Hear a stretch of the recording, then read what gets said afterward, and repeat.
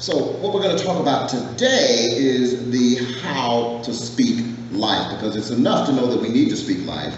It's enough to know that it's life that we need to speak. But how do we actually begin to speak life? And that's one of the things that we want to talk about today. Particularly, we want to talk about it as it relates to when you are talking to someone else, when you're talking to yourself, or even when you are not talking at all. How many of you know that when you're not talking at all, you're still communicating? You may be completely quiet in a situation, but you are still communicating. And it's vital that even when your mouth is not moving, that you are still exuding life. Does somebody understand what I'm saying? So let's talk about that for just a few minutes. When you are not talking at all, it's absolutely important that you, particularly us as believers, that we are lined up with speaking life with our body language. Talked about this a couple of weeks ago. The fact of the matter is that as believers, we cannot say one thing and do or look another thing. We cannot continue to say that we're going to speak life and that we're going to be a beacon of encouragement, and we've always got a mad look on our face.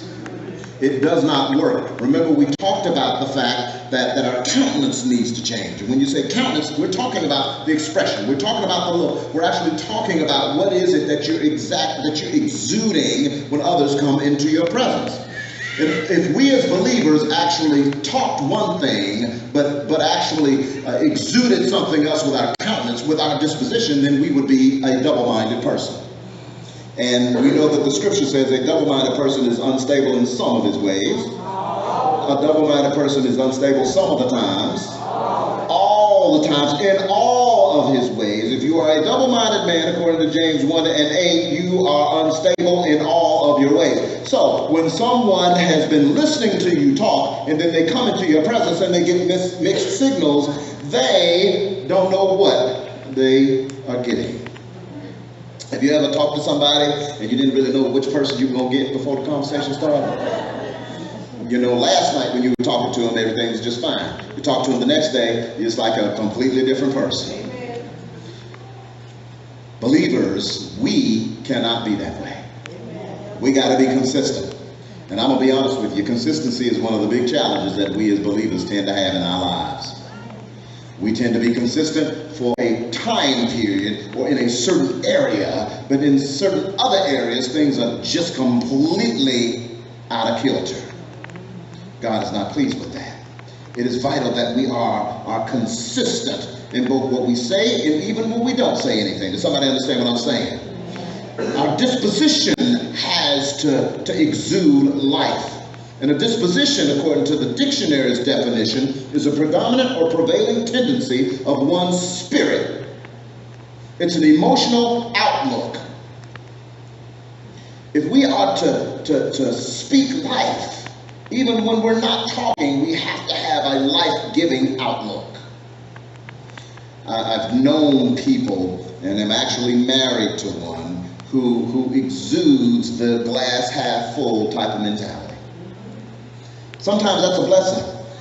Some of us are not always predisposed to have that type of attitude. Does somebody understand what I'm saying? Sometimes you ever run into somebody that's just a Debbie Downer? You ever run into somebody that's just a negative Nancy? You ever run into somebody that no matter what the situation is, it's just like pulling a load to get them to see it even half the way positive, even half the way as if it had some sort of life. They've already given up on the situation before they even started. They already lost the game before they even put their gear on. They already speaking defeat before they even get there. We as believers have to make sure that even when we don't speak, our lives are exuding life. We have to understand that when we do speak, usually you're talking to one or two situations. You're either talking to someone else or you're talking to yourself. When you talk to yourself, it is essential that you don't self-sabotage your situation. A lot of us can talk ourselves out of our own victory. The fact of the matter is that Christ may have already given us the victory in the situation, but we've already reversed that thing in our mind by the words that we're using ourselves. We have to get to the point where we realize that we have to encourage ourselves. Y'all remember the scripture over in 1 Samuel 30 and 6. It actually tells the story about how David had to encourage himself. It said David was greatly distressed, for the people spake of stoning him, because the soul of all the people was grieved, every man for his sons and his daughters. But David encouraged himself in the Lord. Now here's the things that you have to watch out for. We've all heard that scripture before, but what you have to realize is that when the focus is on us, we tend to get discouraged. When we begin to focus on our own situations, when we begin to focus on our own problems, even if we're not focused on our own problems, we can be focused on our own situation, and it won't be long before we'll begin to see the problems. You can be dressed up from head to toe, look in the mirror, and all you'll see is that flaw. You can work hard to lose all the weight that you believe that you need to lose, and when you see yourself in the mirror, you don't see yourself as having lost anything. You still feel like you're too big. You still feel like something's bulging when it's not supposed to be bulging. You still feel like something is hanging when it's not supposed to be hanging out. Somebody understands what I'm saying? Amen.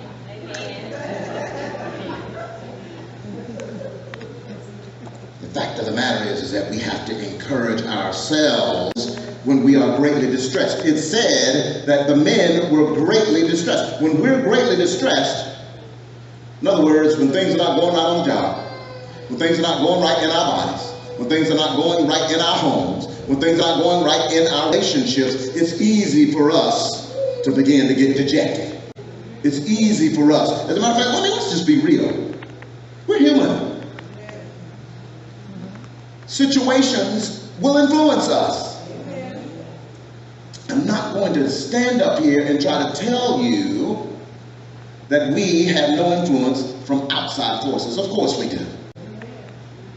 That's why we have to encourage ourselves in the Lord. It didn't say that David said, you know what, I'm just going to make sure that I can do this the right way. I believe that I can do it. No, it said that David encouraged himself in the Lord, his God. In other words, David started to remember all the things that God had done for him in the past. Just before you give up in your darkest situation, you need to remember how you ended up getting to this place in the first place. Just before you decide that I am done with this, I'm going to give up and I'm going to go back. But before you do that, you need to say, you know what, Lord, I thank you for getting me this far. Yeah, I may not be exactly where I think I ought to be, but you know what? I didn't even have to be where I am right now. Somebody understands what I'm saying here. It is absolutely important that you don't talk yourself out of your own victory. It is vital that we stop talking about our problems. Some of us get to the point where we are identified by the problems that we go through. But I'm here to let you know that we need to stop talking about our burdens and start talking about our blessings.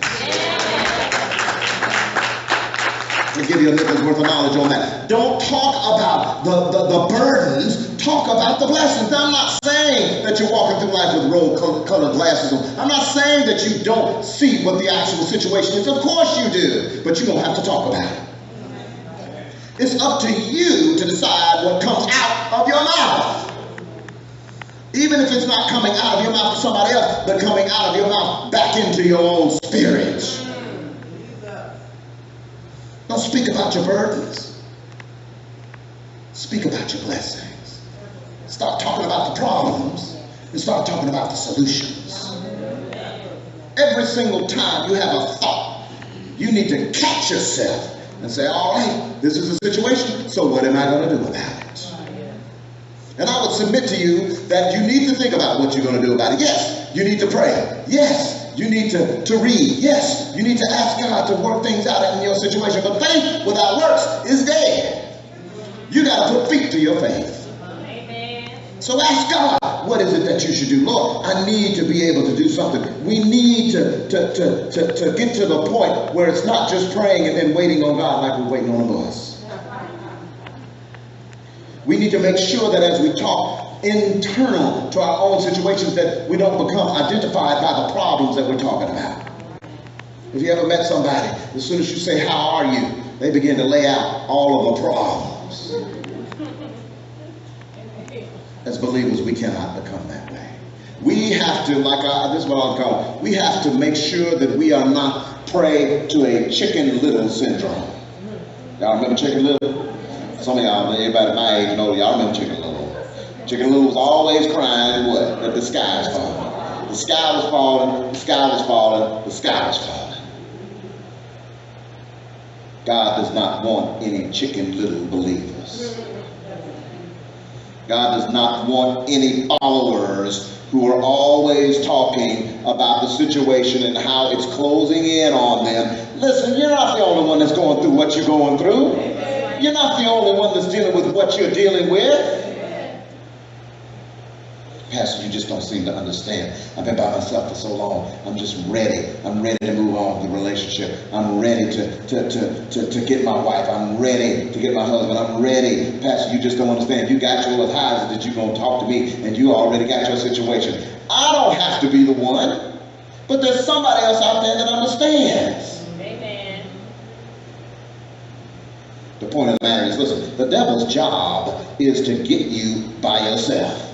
The devil's job is to get you to a point to where you are isolated, to where you think that nobody understands, to where you think that nobody is going through what you're going through. But the reality of it is that you are not by yourself. And as a result, you cannot self-sabotage your own efforts before you even get started. Watch your internal dialogue. When you speak, even to yourself, speak life to your situation. Tell yourself, you know what, I'm not going to think that way. I would even submit, I'm going to give you a practical tip. I'm going to give you this for free and we're going to move on to the next point. I'm going to give you this one. If you find yourself going down a negative Nancy path, get up and go do something else. Don't just sit there and keep on going down that path. When you are driving and you are on your GPS and you have made a wrong turn, it is telling you every few feet, please make a U-turn. Make a U-turn. Joel, you are going in the wrong direction. Why are you continuing to go this direction? Your destination is behind you. You turn around. Come on, somebody understands what I'm saying. You need to let we all have an internal GPS, particularly if we believe it's called the Holy Spirit. And when we begin to go down that negative Nancy path, the Holy Spirit will begin to say, Joel, why are you talking that way? Joel, you know that you shouldn't be even looking at the situation just like that. That's your spiritual GPS. Now don't get to the point where you just turn it off. I've used my GPS on my phone many a day, and we don't always get along. I'm just be real. We don't always get along. She's giving me some bad direction. But we got a GPS on the inside of us that's never going to steer us wrong. We've got a GPS on the inside of us that's able to look way out ahead of us. And all you got to do is just trust it. All you got to do is just believe it. Somebody understands what I'm saying here today. Here's an interesting point that you need to... Okay, so we talked about the fact that when we're talking to ourselves, we need to make sure that we're saying the right things. Even when we are not talking, we need to make sure that we are exuding the right things. Well, here's the big one. When we are talking to someone else, we need to make sure that we avoid toxic talk. Toxic talk is dangerous because you don't always know when you first are exposed to it that damage is being done. And you don't always know because over time you begin to see the damage done. Over time you begin to feel sick. It's so gradual that you don't even know. When I say toxic talk, I'm essentially talking about non-profitable conversations. Conversations that are not building you up, conversations that are not building the other person up, conversations that are not really even necessary. Don't think that won't get down in your spirit. Don't think that won't begin to affect you. Don't think that you won't begin to think on that. You'll get to a point. The devil doesn't play fair. You'll get to a point when you're by yourself and next thing you know, that's the first thing that pops up in your mind. Don't let somebody spew all that toxicity out on you and then expect to be able to battle through that. Have you ever had a conversation with somebody that after you got off the phone, you couldn't even pray? You got off the phone and you're like, oh, Lord have mercy, I need to go take a nap. Before you knew it, you were just ready. You weren't even tired when you first got on the phone. You were ready to go to the game. You were ready to go out and exercise. You felt like jogging. You get off the phone until you just want to go to bed. The fact of the matter is that the scriptures tell us over in Ephesians 4:29, when you talk, don't say anything bad but say good things that people need, whatever will help them grow stronger. If you are not helping somebody to grow stronger, then you probably don't need to be talking. Are your words flames or are they flowers? Is what you are speaking being spewed or simply being spoken? You've got to make sure that you speak. Like, I know that some of this sounds familiar, but you've got to understand, I wanted to drum it home because you don't always take and pay close attention to it, because that stuff will get down in your spirit. And the more you hang out with somebody, listen, you can put a bad apple in a bag full of good apples, and the good apples will not rub off on that bad apple. That bad apple will not all of a sudden turn good again. That one good apple will ruin all the rest of the pack. So when you are in company with somebody that is spewing out all of this toxicity, guess who's being affected? I once heard someone say that it takes anywhere from 3 to 6 positive thoughts to counteract one negative thought. Same situation with words. You might be strong. You might be able to say, oh girl, that doesn't really matter. Man, stop talking like that. But after a while, that's why it's toxic. After a while, that stuff will begin to weigh you down. After a while, all the devil needs is for one thought to pop up and say, well, maybe she is. Wait a minute, the devil. Right. Trying to help somebody here today. Here's the thing that you need to understand. You actually read that same scripture in another translation. It says, watch. I like the message. It simply says, watch the way you talk. Nice and simple. Watch the way you talk. Your words will be your undoing. Here's the thing that I like. That if you just find yourself not able to say the right things, then you just are probably talking too much. You need to just be quiet. The scripture says over in Proverbs, the person who talks too much gets into trouble. A wise person learns to be quiet. Another translation of that scripture says, when words are plenty, sin is not far off. Even if you are not outright committing a sin, when you think you aren't, chances are, if your words aren't building somebody up, before long you'll end up tearing them down, either consciously or unconsciously sometimes. We as believers will nullify everything we try to do for God when we don't speak life. What am I talking about? How do I know what I'm talking about? Because over in James 1:26, it actually says, you might think you are a very religious person, but if your tongue is out of control, you are fooling yourself. Your careless talk makes your offerings to God worthless. Now notice, who is it talking to? You might think you are a very religious person. That's church folk. You could be going to church. You could be praying. You could be part of the choir. You could be part of the deacon board. You could be part of everything else. But if your words are not lining up, if your words are not, if life is not coming out of what you are saying, then you are fooling yourself. And every single thing that you have done is worthless before God. Do you understand the impact of that? Everything else hinges off of the words that you are using. Everything else hinges off of what it is that you are saying. That's why we are emphasizing this beginning this month and throughout the whole year, because it's vital. You can cook all the chicken dinners and fish dinners and sell as much and raise all kind of money for the church. But if you're spewing out toxic talk, all of that is nullified. All of that to God is worthless. I don't know about you, but I don't want to work for the kingdom and have it nullified, not have it considered worthless because I said some things I shouldn't have said. Because my language didn't build somebody up. It's just as easy for me to be quiet. Learn to stop talking so much. You ever met somebody that just won't stop talking? Somebody that just every time you turn around, you get them on the phone, it's just like a boat motor. They just keep going. Somebody understand what I'm saying? Listen, if you are exuding positivity when you're speaking, I ain't got no problem with it. But But that's not in the scripture. It says, well, the multitude of words are sin is not far off. When you continue to talk, you're going to end up saying the wrong thing. A person who talks too much gets into trouble. Somebody understands what I'm saying? Let me go ahead and wrap this thing up. Now, you need to understand that when we are speaking life, what is it that we are actually supposed to say? And here's the money shot. Here's the thing that I want to make sure that I bring home. We, as believers, have to make sure that when we speak the word of God. I'm not necessarily saying that we can't say that, that we can't just be practical in the word. We can't say, well, how are you? Well, blessed of the Lord. Come on. Not every single ingredient. Sometimes people just want a normal conversation. Amen. Somebody understands what I'm saying.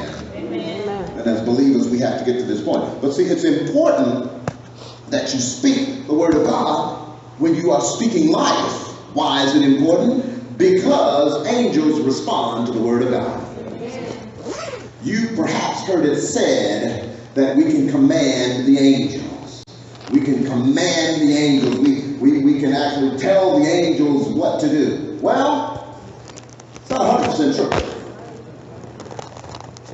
Angels respond to the word of God. Somebody understands what I'm saying. So if you want to say that you can command the angels, yeah, that's true when you speak the word of God. So you need to understand, over in Hebrews 1:14, we are told that angels are ministering spirits that are sent to serve those who inherit salvation. In other words, those of us who are saved, the angels are dispatched, sent to minister to us. That's one of the benefits of salvation. Angels are ministering spirits. There's been manifestations of them that have been, of course, described, where we get the wings and the halos and the artistic rendering. But at the end of the day, an angel is a ministering spirit that is dispatched for those of us who have accepted Jesus Christ as our Lord and Savior. For those of us who have inherited salvation. You see, it's absolutely important that we realize that. Why? Because they are there to serve us. But they only serve us when we speak the word of God. You see what I'm saying? They are there to serve the saved people. They are not there to serve the sinner. It's important that you realize that. That's one of the other benefits. Listen, I need my angels helping me. I need my angels watching over me. I need my ministering spirits. There's some things, sometimes you'll get phone calls and you're not able to respond. Sometimes you'll get messages, you're not able to deal with some things. I need a ministering spirit to calm me down. Does nobody else understand what I'm talking about? You ever been in a situation? It could even be with one of your children, and there's nothing you can do about it. And it's probably best that you don't, because you know if you went over there, you'd probably be blowing something up. Amen. Don't know what I'm saying. Praise the Lord. Let me move on. Let me move on. Praise the Lord. What I do know is what the scripture says, is that angels are sent to minister to us who are saved. But they are waiting, so to minister us, that's a matter of serving us. Okay? Y'all see what I'm saying? But you have to understand, they're only going to serve us based on when we speak the word of God. What am I talking about? Over in Psalms 103:20, it says, "Bless the Lord, you his angels, who excel in strength, who do his word, heeding the voice of his word." Heeding the voice of his word. Another translation actually says that the angels are obedient to his spoken word. Notice the voice says, the verse says, heeding the voice of his word. Who gives voice to the word of God? We do. It's vital that you understand this. Anybody out there that's actually got a Bible or even an app, I want you to do a little experiment. Just take your app, take your Bible, and hold it up to your ear. Go ahead on. I ain't gonna call you out your name. I ain't saying who you show it to. Take your actual Bible, hold it up to your ear. Now, I'm talking about the Bible. I ain't talking about something else you might be listening to on your mobile device. All right, you're holding it up to your ear. Now, what do you hear? Do you hear that Bible saying anything to you? All the words in that Bible. Do you hear anything coming out of it? Of course you don't. Because the only way you can hear the word of God is when you give voice to it. The only way that the word of God is actualized is when you speak it. It's not just written for you just to read it only. You have to speak it. And guess what? When you speak it, the angels are there to respond to you. Who gives voice to his word? We do. Every single time we are in need of something, we can call out that word and the command the angels based on the word. The angels are standing there. Listen, let me break it down. A lot of you have maybe either owned a dog or own a dog. Or at least perhaps known someone who does. I had a dog years ago that I was determined. I've never successfully been able to really housebreak a dog. I've just never been able to do that, so I always had outside dogs. But there was one dog that I was determined to housebreak. I was really going to work it out with him. So I did all the reading and everything about how to train, put my collar on him, and I was walking him and I was training him and then heel and sit and roll over. Everything was great. It was great. It was great. As long as he had the collar. What they did not tell me is that when you're training them, and they told me to put the leash on, to train, put the collar on and everything, and he acted like a little angel, as long as he had the collar. Took the collar off, he was like, I ain't got to pay no attention to you. I'm out. Psst, done. I did the roll-up newspaper, I did it all, just never did see it work. The point of the matter is that if you've ever noticed a dog, when you have trained them to do something, you've told them to sit and you've told them to stay, they're looking right at you. And though you may think that they are understanding all of your words, they don't speak English. They are not understanding all of your words. What they are doing is listening for one or two words that they do understand. They are listening intently for you to say come. They're listening intently for you to call their name.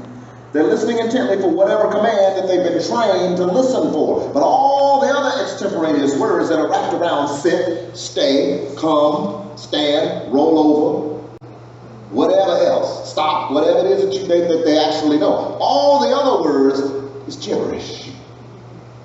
They will only move when there's one word that activates them. Y'all see what I'm saying? Do y'all see where I'm going? The angels operate the same way. The angels are sent as ministering spirits to all of us who are saved. So each and every person, if you have given your life over to the Lord, then you've got ministering spirits that are standing right there waiting. They are standing right over you. They are standing guard. They are your angels. They are ministering spirits sent specifically to you. Well, Pastor, why is it that I'm still having trouble on my job? Why is it that I'm still having trouble in my home? Because you haven't properly dispatched the angels with a word that they understand. Somebody understand what I'm talking about? The angels are waiting to minister to you, but they minister to you when you put the word on them. In other words, when you say, oh, Lord have mercy, I am so in need of money. I am ready for these bills. Oh, Lord, God, won't you help me with these bills? Lord, help me with the bills. We'll get in there. We'll command it. Lord, help me with these bills. God, I bind up the debt. Help me with these bills. These bills, Lord, help me with these bills. An angel sitting there saying, okay. But then as soon as you said, my God shall supply all of my needs according to his riches and glory by Christ Jesus, then the angel would say, oh, I understand that. God, why won't you help my child? God, I don't know where they are. God, I need you to help them. Help change their mind, Lord. You know they're hard-headed. God, they out there doing some of everything. God, I done tried to help them. God, I got to turn them over to you. But as soon as you say, and lo, I will be with you always. God, you said I will never leave you or forsake you. Now, angels, go and be with my child. Angels, you go and encamp around about my child. I know that you're going to be there because you said you were going to be there. That's what the word said. The angel said, I got you now. Lord, I'm tired of this job. I'm ready to do something else. God, every time I go in this job, it's a mess. It's a lot of drama. God, I just wish that I could go somewhere to the next level. Go to the next job. God, I'm ready for you to do something on the job. I'm praying, God, do it for me. Do it. Do it, Lord. You done prayed and you done snotted, you done sweated. The angel sitting there saying, I hear you. I hear you. I'm ready. But then as soon as you say, promotions don't come from me, but promotions come from you, God. That's your word. Now, angel, you go and get my promotion. Because you said in your word that the promotion's going to come from God. And now the angel's saying, okay, let me go to work on your promotion. Somebody understands what I'm saying here. There's a pain. Somebody got a pain in their body, and you're like, oh, Lord, I need you to help me. Lord, I'm running to all the prayer meetings. I'm just slapping it down with oil, and there's nothing wrong with any of that. I'm not saying there's anything wrong with that. But as soon as you say, by his stripes, I am healed. That angel hears that word and said, all right, I got you. Because this is the word that activates me. Look at the scripture. It says, you, his angels who excel in strength, they are mighty to do what you have called them to do. Who do his word, heeding the voice of his word. It's not just the word, it's the voice of the word that activates them. We give voice to the word. You've got to say what the word says. When you speak life, you've got to speak the word.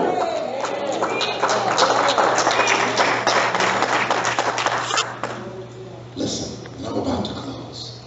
I read a story about a woman who had actually, she was mugged. As the stories go, she was leaving one place, and as she was leaving, she was being mugged, and the robber was dragging her off, and she said, feathers. That's all she said. She just yelled out feathers. And then the robber let her go. And he ran off into the night. And when people had ended up talking to her, they were trying to say, why did you say feathers? She said, I couldn't get it all out. But I remember there was a scripture that says his feathers encamp around about me.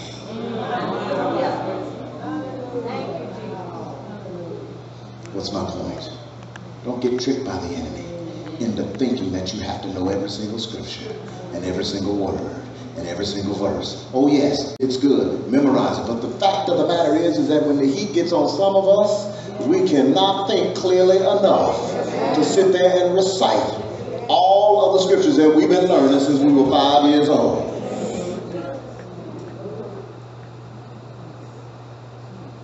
But sometimes, if all we can say is feathers, if all we can say is healed, if all we can say is promotion, God knows what we're saying.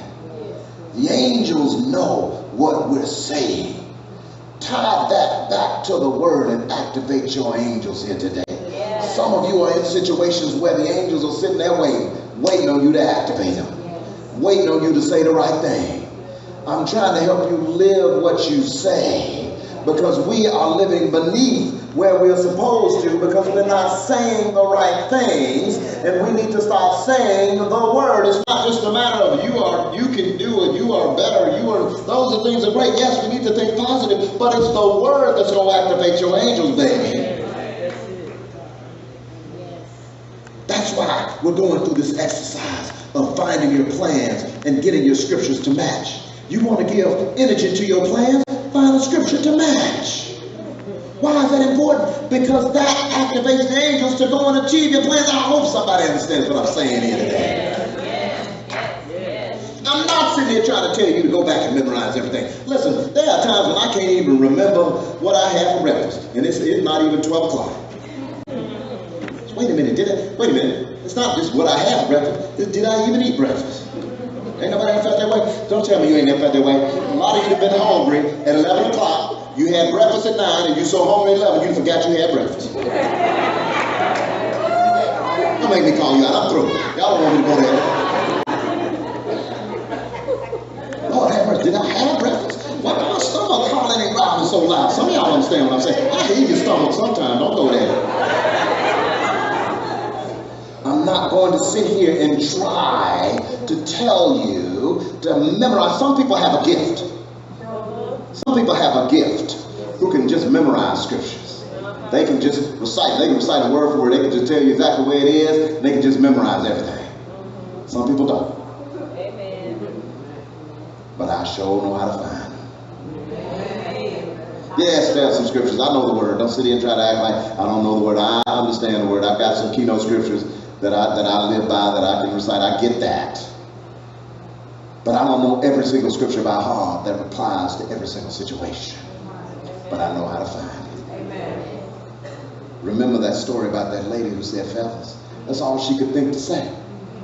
That's all she said, but she knew what she was trying to say, and that angel knew right then and there. All right, I got this. I know what you're saying. So as you begin to speak life and live what you say, we talked about it for the whole month. I challenge you today. Get your scriptures lined up with your situation and stand on that scripture. If you don't remember anything other than 2 or 3 words out of a section of that scripture, remember that and activate your angels. When you live what you say, you need to be activating your angels in your life. If you want the victory in your life, activate your angels. If you want your plans to succeed, activate your angels. If you want to be healed in your body, activate your angels. If you want to be promoted on the job, activate your angels. If you want your husband to line up, activate your angels. If you want your relationships to get better, activate your angels. Yes. Say what God says. Speak life and live what you say.